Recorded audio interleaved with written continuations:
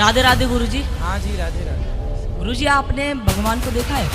हाँ, देखा है। वो निराकार है। तो रुको जरा, सब्र करो। बोला धक्का मुक्की नहीं करने का, आराम से लेने का। हाँ, निराकार उसे कहते हैं जिसका कोई आकार ना हो।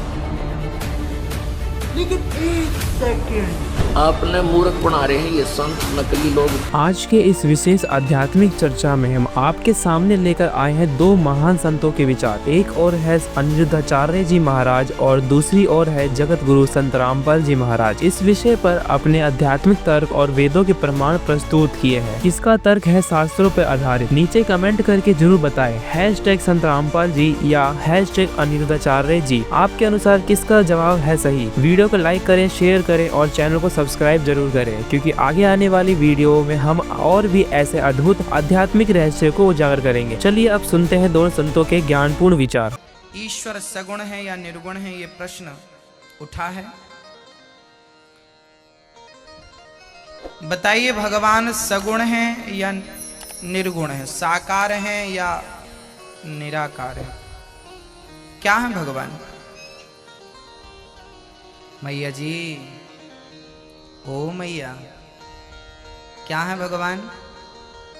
साकार है कि निराकार? निराकार उसे कहते हैं जिसका कोई आकार ना हो। साकार उसे कहते हैं जिसका कोई आकार हो। साकार और निराकार भगवान कैसे हैं? कुछ पता है आपको इस बारे में? तो आइए समझते हैं। भगवान साकार भी हैं और निराकार भी हैं। कैसे? जैसे पानी का कोई आकार नहीं होता, पर वही पानी गिलास में भर के यदि फ्रिज में रख दिया जाए तो वो पानी क्या बन जाता है? बर्फ बन जाता है। अभी पानी था जिसका कोई आकार नहीं था, अब वही पानी क्या बन गया? बर्फ। बर्फ का आकार है या नहीं? बर्फ का आकार होता। पानी निराकार था, पर फ्रिज मिली, फ्रिज की संगत करी तो वही निराकार साकार बन गया, बर्फ बन गया। ऐसे ही ईश्वर परमात्मा परब्रह्म वो निराकार है, पर जब भक्तों के प्रेम की फ्रिज में, भक्ति की फ्रिज में प्रवेश करता है तो वही निराकार निर्गुण सगुण साकार बनकर के कभी राम कभी कृष्ण बनकर भक्तों के लिए प्रकट हो जाता है। वो निराकार तो है। दोस्तों, अभी आपने सुने अनिरुद्ध आचार्य जी के आध्यात्मिक विचार। आइए अब सुनते हैं संत रामपाल जी महाराज के आध्यात्मिक विचार। मोती मुक्ता दर्शत नाही, ये जग है सब अंदरे। दिखत के तो नैन चश्म, इनका फिरा मोतिया बंदरे। ये दिख है विद्वान पुरुष और महर्षि को हमें, इनका मोतिया बंद है। जिसका मोतिया बंद हो आंखों में, आंखें तो दिखाई देती हैं जैसे बड़ा स्वस्थ आंखें हैं, सब कुछ दिखता होगा, लेकिन वो नपट अंधा है जिसका मोतिया बंद हो गया दोनों आंखों में। तो परमात्मा कहते हैं कि तुमने ये महर्षि दिखाई दे, गुरु ब्राह्मण दिखाई देते हैं, ये मंडलेश्वर, इनका मोतिया बंद हो रहा है। इन्हें अपने सदग्रंथों में लिखी हुई सच्चाई का नहीं पता, और फिर निराकार कहते। अब दिखाते हैं आपको परमात्मा की सारी स्थिति। देखिएगा, ऋग्वेद मंडल नंबर 9, ऋग्वेद मंडल नंबर 9 अब दिखाते हैं, और सूक्त नंबर 86। भगवान साकार है या निराकार है, वो कैसी लीला करता है। ये है ऋग्वेद मंडल नंबर 9, 10 इकट्ठा अनुवाद है। ये है सार्वदेशिक आर्य प्रतिनिधि सभा, महर्षि दयानंद भवन, रामलीला मैदान, नई दिल्ली से ये प्रकाशित है। और ये मुद्रक है Prince offset printer 1510 Pataudi house, Daryaganj, नई दिल्ली से ये छपा है, छप्पा खाना इसका ये। अब देखना है, ये है ऋग्वेद मंडल नंबर 9 और सूक्त 86 का मंत्र नंबर 26। इसमें लिखा कि यज्ञ करने वाले यजमानों के लिए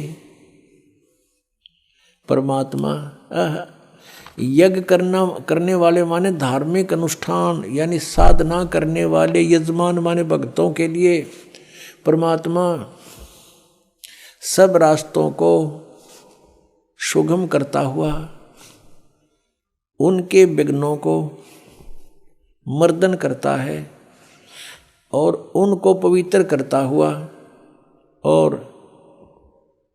अपने रूप को सरल करता हुआ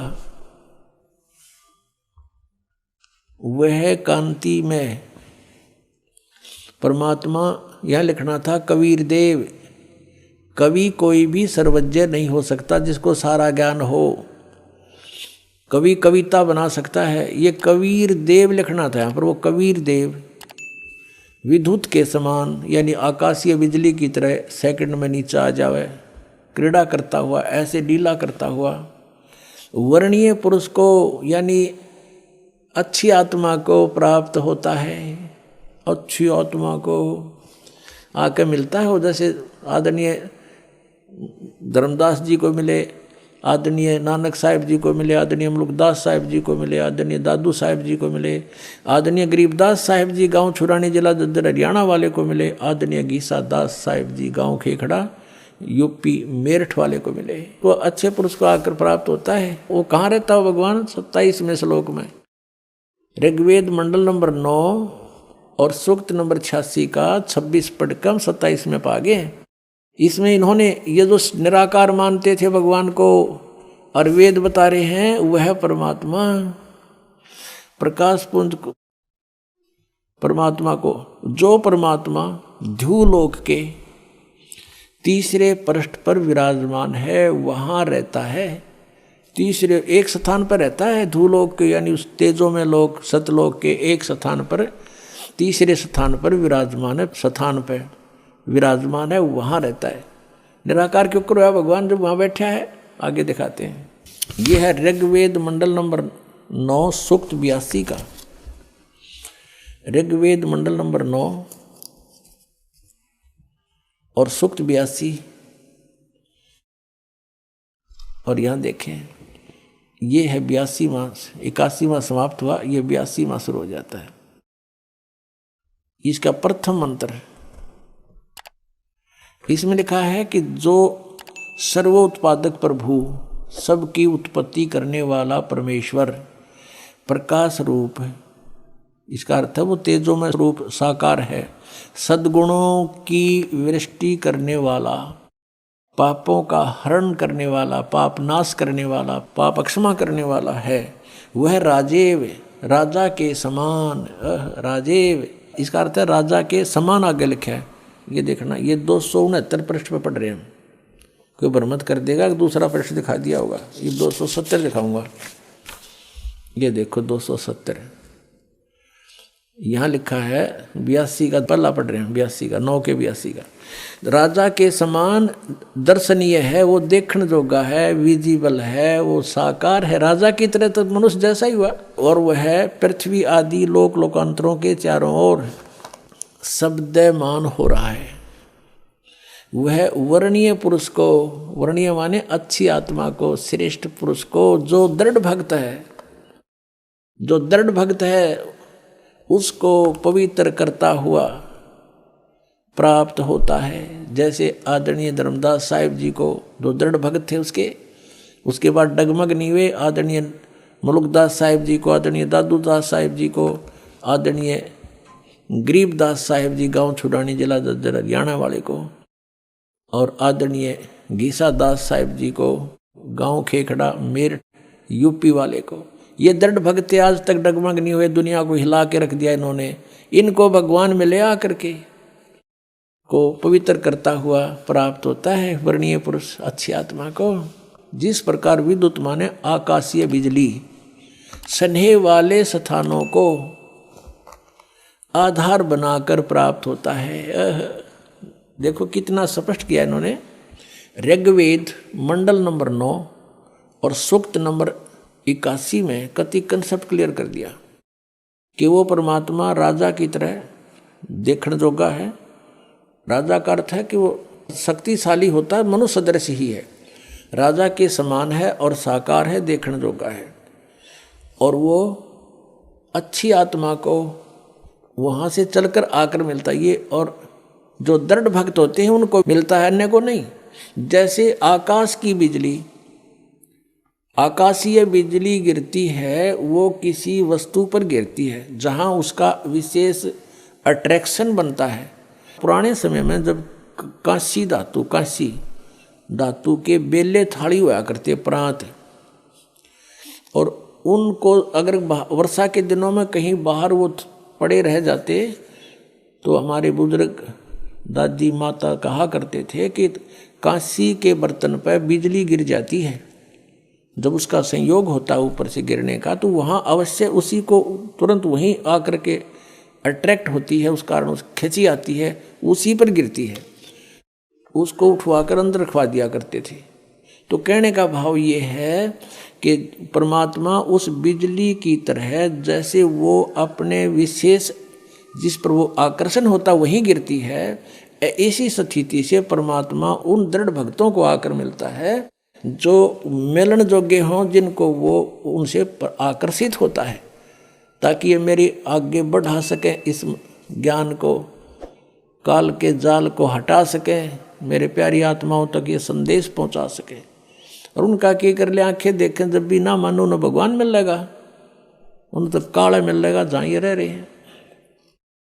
अब 9वें मंडल सूक्त 82 का मंत्र 1 पढ़ लिया, अब 2 दिखाते हैं, देखिएगा। ऋग्वेद मंडल नंबर 9 सूक्त 82 का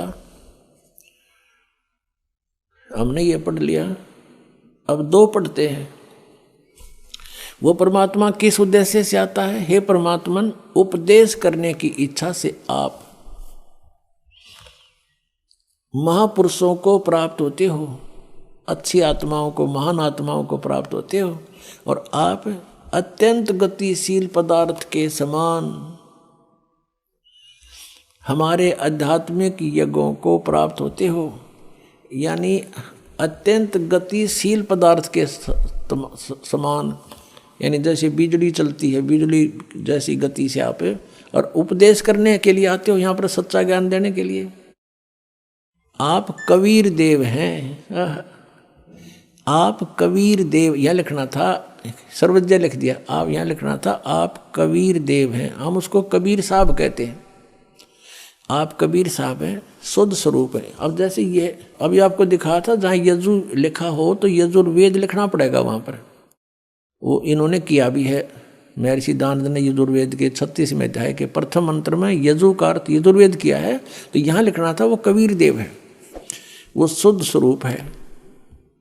हमारे पापों को हे दूर करके, हे सोम, हे अमर परमात्मा, हमको सुख दे। पुण्यात्मा, वेद पढ़े पर भेद न जाने, ये बात पुराण 18।